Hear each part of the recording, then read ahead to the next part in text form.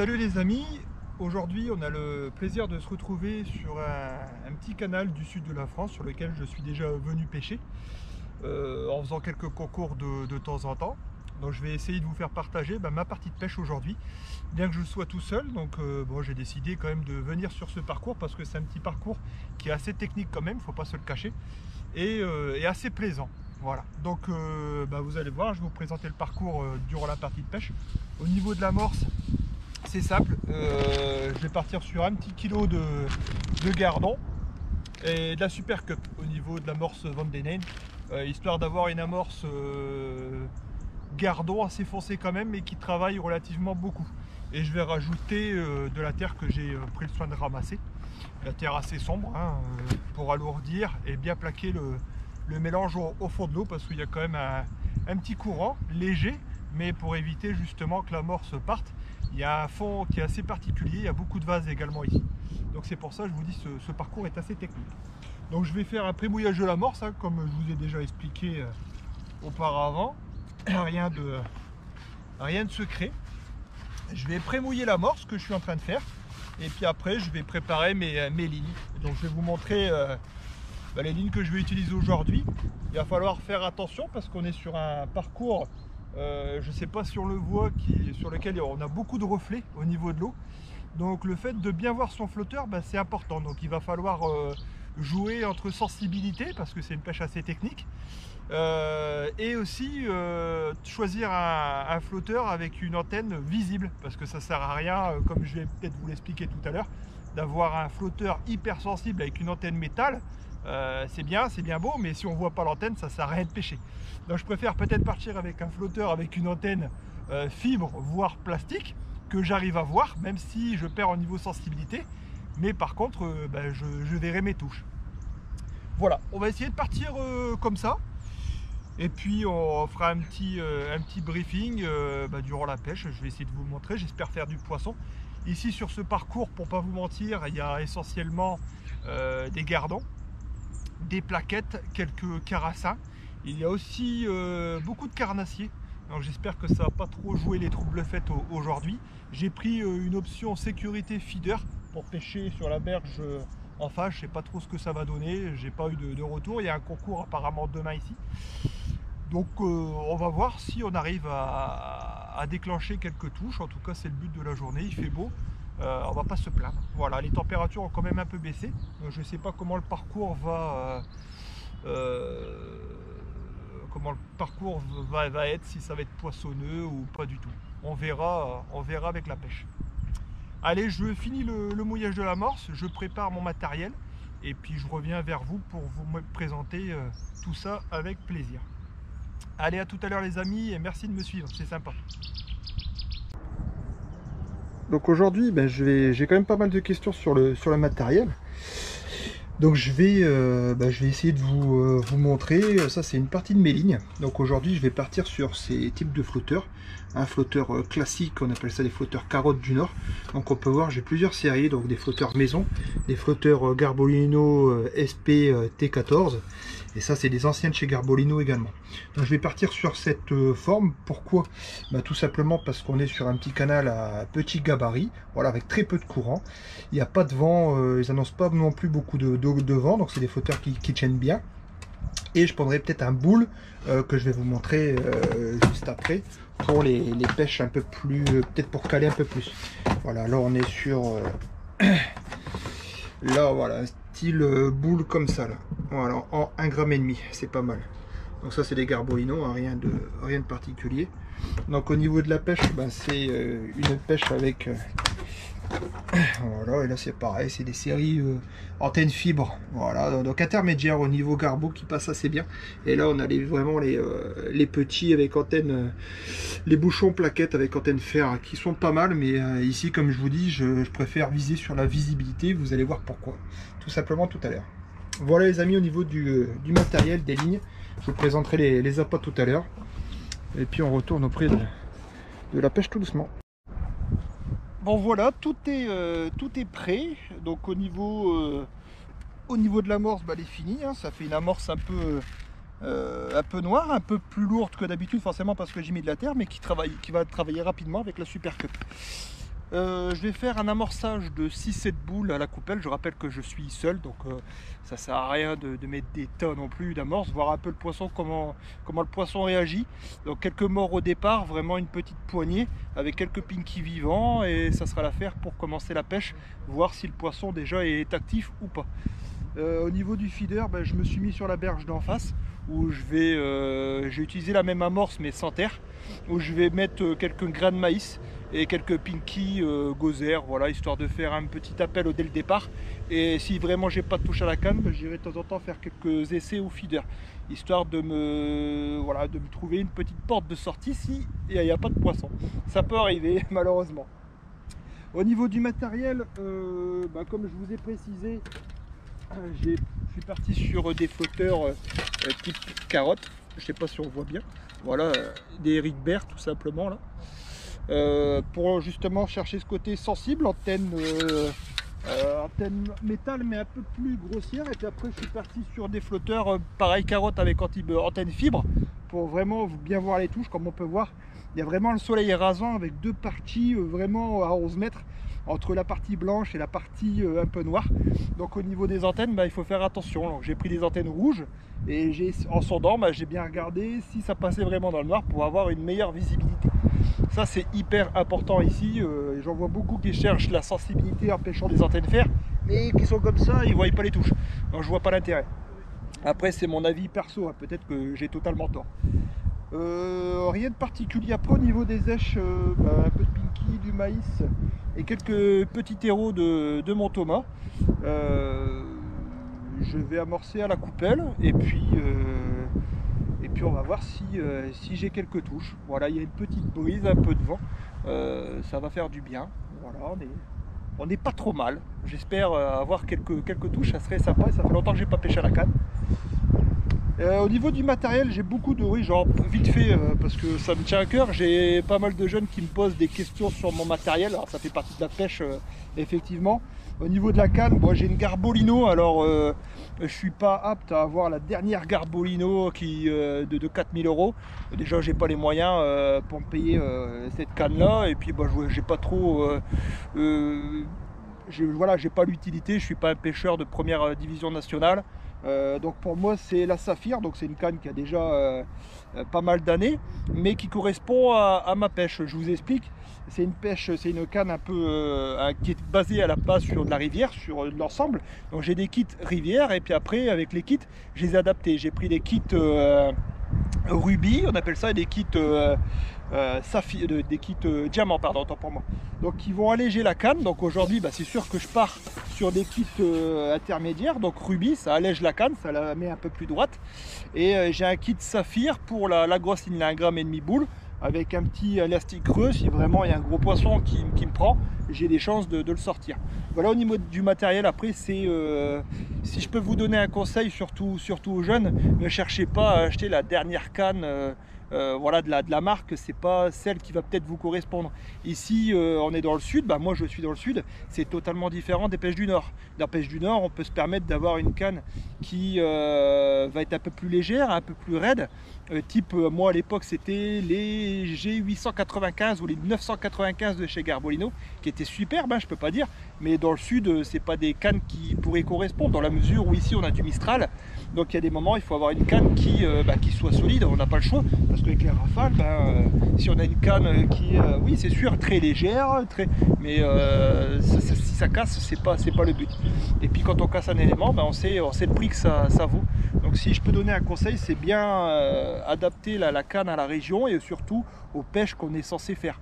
Voilà, en prenant peut-être des kits qui vont s'adapter, ça coûte un peu moins cher. Voilà, après c'est sûr qu'au bout de 5-6 ans, cette canne elle commence à vieillir. J'aimerais bien changer, je suis en train de regarder, mais c'est pas une priorité. Voilà, c'est sûr qu'en pêchant 11 mètres ça me va très bien, 50 c'est très bien, 13 mètres là on voit la différence. Voilà, les cannes en 13 mètres, il faut regarder, on n'y pêche pas souvent, c'est certains concours qui sont très spécifiques, alors on tombe en plein milieu de secteur, qu'il faut essayer de déborder, de se mettre au niveau des voisins. Sinon, ou en étant où il faut chercher un peu plus de profondeur, où là on va pêcher à 13 mètres. Sinon, ici, voilà, là j'ai pas d'intérêt à pêcher à 13 mètres. On pourrait en concours, oui, mais on y pêche voilà, pas assez souvent pour regarder une canne à 4000 € à 13 mètres. En tout cas, c'est mon avis perso, c'est ce que voilà, et certains me posent des questions, je prends plaisir à y répondre. Je profite de cette vidéo pour partager en tout cas, mais voilà mon matériel. Je pense pas que ça soit la priorité. Je préfère passer plus de temps sur les lignes, sur les trucs assez techniques où là peut-être que ça fait la différence. En tout cas pour moi, les hameçons, etc. Mais la canne, oui, c'est sûr que c'est plaisant d'avoir une belle canne qui réagisse bien, qui est légère, qui est une barre. Moi j'aime bien les barres. Après c'est propre à chaque pêcheur. Voilà les amis. En tout cas, ben allez, on est parti. Je vais amorcer et on essaye de faire du poisson. Allez, à tout à l'heure.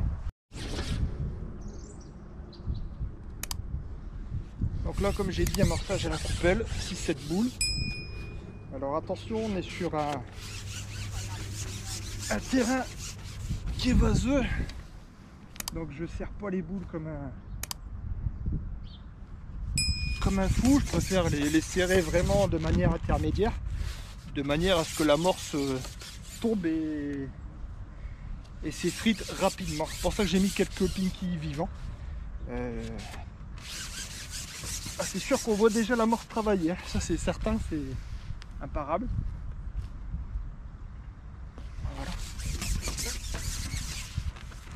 Mais ça évite que les boules s'enfoncent dans la vase et qu'il n'y ait pas d'intérêt au niveau de l'amorce. Il faut quand même une amorce qui travaille, qui diffuse les particules. Donc c'est un peu le but si on met de la terre surtout. Donc il faut vraiment faire attention au mouillage de l'amorce. Pas trop là, ou alors on la surmouille aussi, de manière à ce qu'elle arrive et que ça fasse un nuage. Là j'ai un peu plus serré.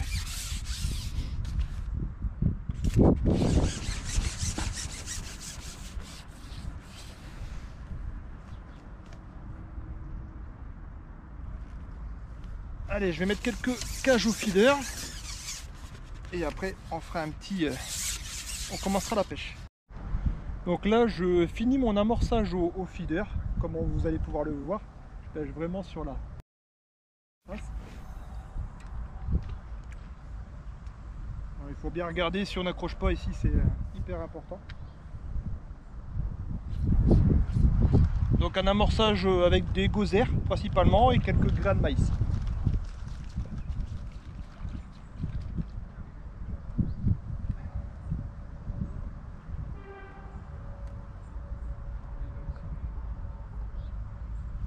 Là c'est vraiment une cage plastique, une ISA pour ceux qui connaissent, voilà, de 25 grammes, 30 grammes. Voilà.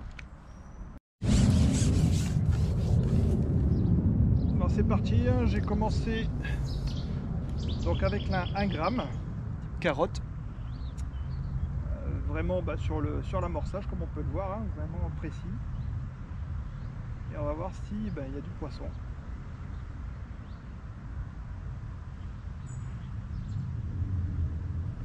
Ah bah voilà, première touche. C'est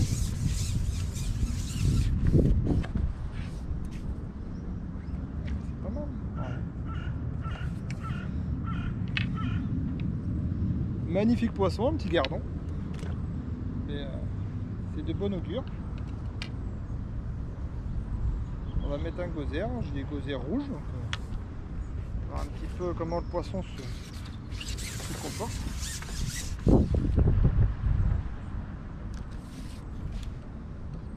Là je pose la ligne sur le côté, puis je laisse descendre tout doucement la ligne. Je la pose délicatement. J'ai une touche vraiment dans l'amorce, là où j'ai mis les coupelles.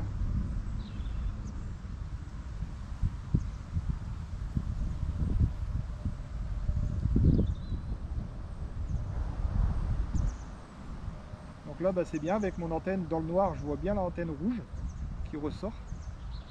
Donc pour l'instant c'est nickel.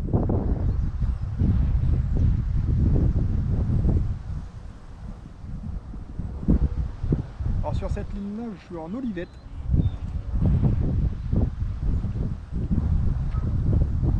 Il y a un petit courant qui va vers la gauche. Ouais. C'est le toucher. Un beau poisson. Ah oui, c'est beau gardon.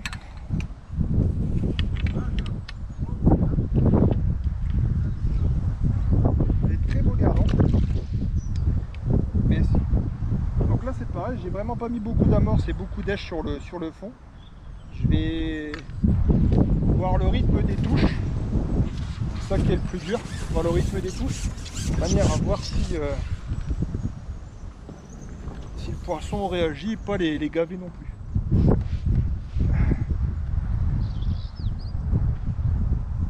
Pour l'instant, ils sont dans l'amorce, hein, j'ai pas de touche à côté. Hein,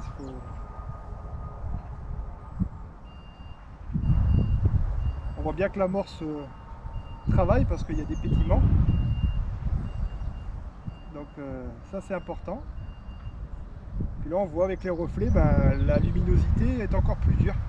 Donc heureusement qu'on choisit bien le flotteur avec la bonne antenne, la bonne couleur. Parce que sinon on ne voit pas les touches. Ah, ça c'est un beau poisson déjà. Ah, je sais pas ce que c'est. Voilà. Un beau poisson. Donc au niveau de l'élastique, je suis pas sur du creux là, je suis sur du plat. Là j'ai pris un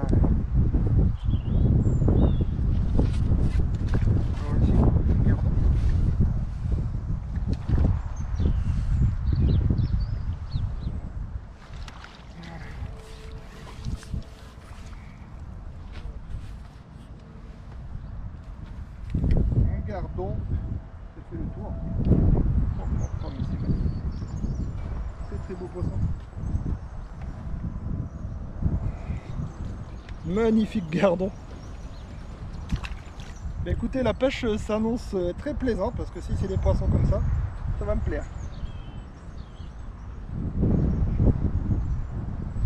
Donc là on est vraiment dans une approche un peu type canal du Nord. Vous voyez les beaux gardons, c'est magnifique. Si c'est ça toute la journée, on va se régaler. Ça a fait une très belle touche. J'espère que si c'est ça, je vais pouvoir passer sur un hameçon un peu plus fort. Là je suis en 20 sur 8 centièmes. Je pensais que la pêche allait être plus compliquée que cela.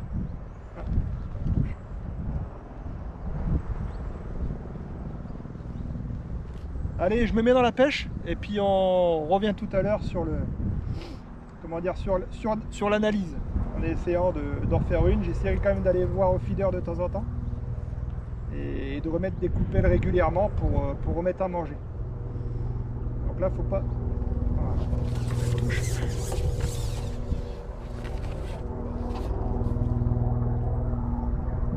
C'est beau gardon, hein. Oh, c'est magnifique. Le gosier directement.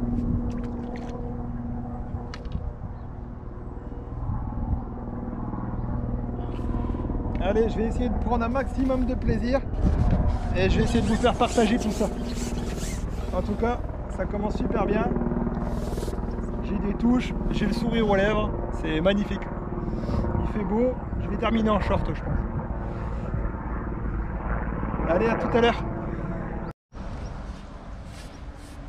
Bon, au bout de 20 minutes, plus de touches du tout. Alors j'ai embêté par les ablettes. J'ai décidé de faire un petit coup de poker dès le départ, c'est-à-dire prendre la ligne la plus lourde, la 2 grammes, et essayer de mettre 2 gosers. Bon, j'ai une belle touche. On va voir si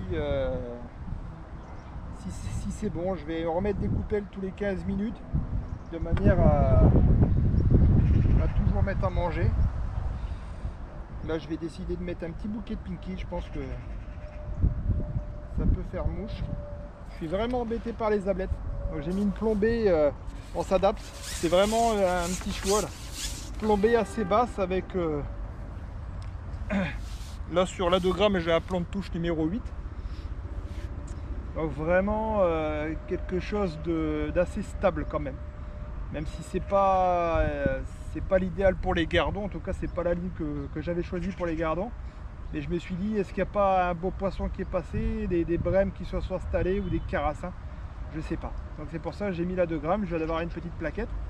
Je vais voir si mon analyse est bonne, sinon je retournerai avec ma ligne d'1 gramme, de manière à refaire quelques gardons si s'ils veulent mordre. Comme quoi la pêche, c'est pas tout gagné dès le départ. On avait super des touches dès le départ, des gardons.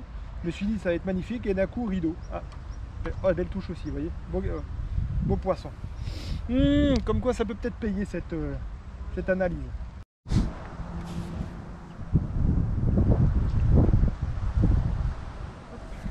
Alors petit retour sur la pêche au bout d'une bonne heure. J'ai eu des touches hyper rapides comme on a pu le voir. Après ça s'est calmé d'un coup. Alors j'ai continué par contre mon amorçage à la coupelle tous les 15 minutes en mettant une petite boule avec quelques èches. Je suis resté sur ma ligne d'1 gramme, je suis parti sur ma grosse ligne où j'ai touché ma plaquette comme vous avez pu voir. Et après plus de touches du tout. Je suis revenu avec ma 1 gramme en essayant d'affiner, descendre, monter la plomber, rien n'y fait, plus de touches du tout. Je suis parti un peu au feeder. J'ai eu une touche mais je l'ai loupé au feeder, c'est pas ça non plus. Et là je suis parti sur ma ligne, ma 0,70, vraiment avec un hameçon 22 sur 8 centièmes, vraiment un hameçon très fin. Et je suis parti en mettant une plombée typique du Nord. Alors dans 1 gramme il y a une olivette, là c'est que des plombs. Pour moi c'est pratiquement la même plombée, sauf que ça n'a pas l'air de réagir de la même manière au fond et je redéclenche quelques touches en étant réglé de la même manière que ma 1 gramme. Bon appétit les amis, voilà, je prends le temps de manger, ça fait 1h30, 1h03 que je pêche. Au niveau du retour, la pêche est très compliquée, est devenue très difficile une demi-heure après l'amorçage. Pourquoi je sais pas, comme on en a parlé tout à l'heure. Je suis parti au feeder où j'ai eu une belle touche, mais je pense que c'était un carassin ou quelque chose de assez gros, ça m'a pris et ça m'a lâché. J'ai eu quelques touches à la canne, là j'ai refait un passage, j'ai remis quelques boules à la coupelle et j'ai décalé ma pêche, c'est-à-dire que j'ai laissé mes boules à la coupelle à l'endroit initial et je me suis mis à pêcher 4-5 mètres carrément à gauche. Et là j'ai redéclenché quelques touches, mais beaucoup plus difficiles. Donc j'ai remis une coupelle, je vais laisser reposer un peu le coup et puis j'en profite de manger un petit bout pour reprendre des forces. Le vent s'est levé comme on peut le voir, je pense que vous avez peut-être des difficultés à m'entendre. Donc je laisse le feeder histoire de voir si j'ai quelques touches et puis après je repartirai à la canne. Voilà. En tout cas c'est une pêche qui est plus difficile que je pensais. Voilà, comme quoi la pêche on peut commencer super bien et d'un seul coup sans aucune raison particulière. J'ai pas rechargé le coup avec beaucoup d'èches. Au contraire j'ai vraiment fait parcimonie et c'est pas ça. Donc est-ce qu'il y a quelque chose qui les dérange? Aucune idée. Donc on verra cet après-midi avec une amorce peut-être une approche un peu plus brutale. Je vais essayer avec la 2 grammes un peu plus calée, vraiment 15-20 cm par terre, voir s'il n'y a pas des très beaux poissons ou des carnassiers qui gênent, je sais pas. Voilà le retour que je peux vous faire à la pause du midi. Allez, bon appétit, puis à tout à l'heure.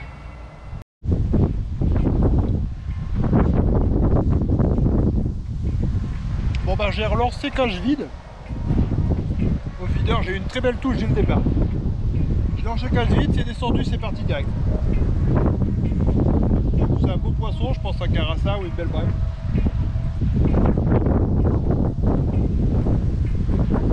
On va prendre le temps, je ne suis pas monté non plus.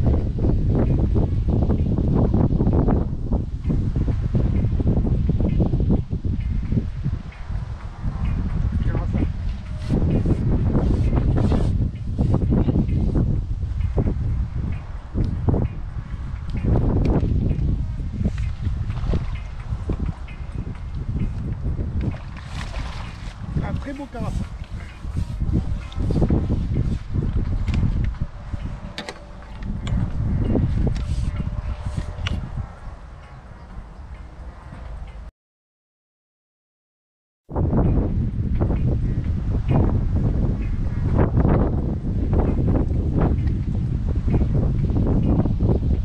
Mais juste au bord. Voilà, beau carassin.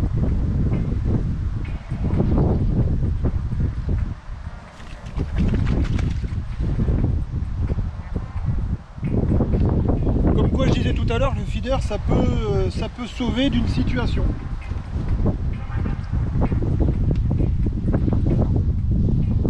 Donc au niveau du feeder, parce que faut pas pas se le cacher, hein, les jeunes ils apprécient de plus en plus.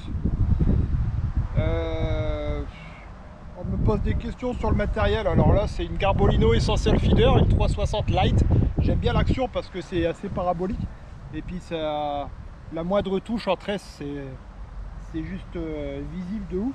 Comme là, il n'y a pas. Donc là, bah, c'est simple, un terreau que je viens enfiler au milieu avec un gozer.